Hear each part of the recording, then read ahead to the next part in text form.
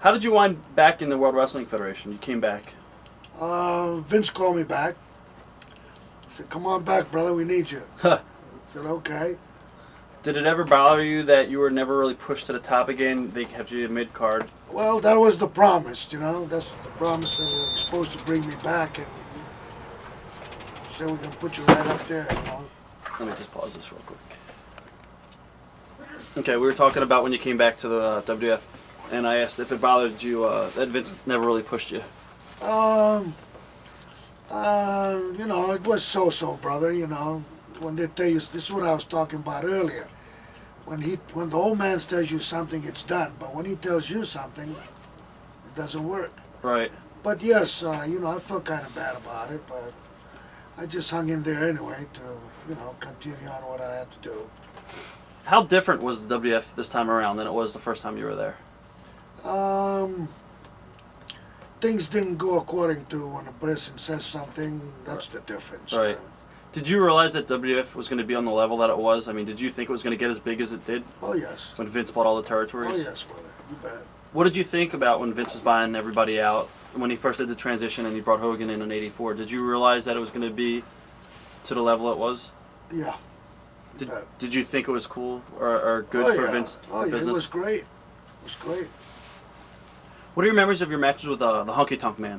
Oh, Honky. He's one of the great old schools, brother. He was a lot of fun. I mean, we were having some good times together, in the ring and outside the ring. You know, it's wonderful, brother.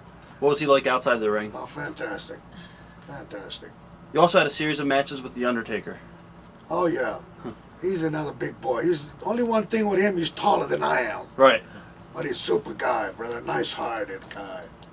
Was there any talk of doing another feud with you and Piper again, ever? I don't know, brother. It would be nice if he can still handle it. Oh, yeah. You also had some matches with Curt Hennig. Yes. What was Curt like? Curt was, he was a good boy. Very good boy. And also, you worked with Rick Rude, I believe, as well. Yes. All boys from Minneapolis. Great kids. They kind of altered your character a little bit when they had you doing, they made you a little bit less serious. You did the howling noises and stuff. And the barking. Did that bother you at all? No. No. Not at all. Were you upset at this point in time when Vince basically had you doing jobs and stuff, or was it all business? It's all business, brother. You know, you can't be glory hound about anything. It's business, you know. Right. A lot of people in the wrestling business today is like that, but you can't do that. You know, it's yeah. You just got to put in your time and you bet, do what's brother. asked. You bet. What was your relationship this time with Vince? Was it okay, or?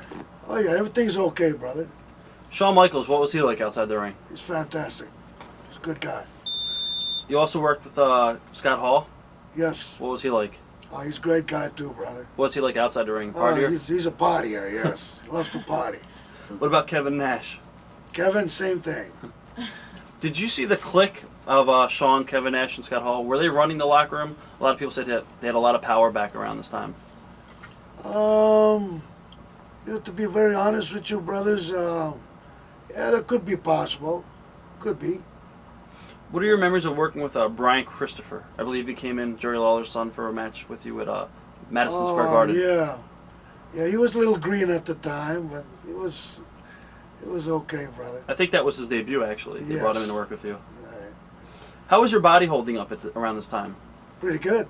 Good. You bet. Still training, still working hard, ready to kick again, brother. Were you respected in the locker room, or did any of the older guys, like the new guys like Shawn, Kevin, and Scott say? It was nice, respectable, you know, just to see them and see how they act with you and everything, you know. What led you to leaving the WWF? I was just kind of didn't disagree with some things that, you know, that he wanted me to do and stuff, and so I just told him, I said, listen, brother, I gotta go. Right. There was no hard feelings. Right, no hard feelings, you know, and I said, if there's another opening for something else, I said, you got the number, bro. Right, right. Yeah. Do you think your last run in the WWF might have tarnished your legacy at all, or? I don't think so, brother.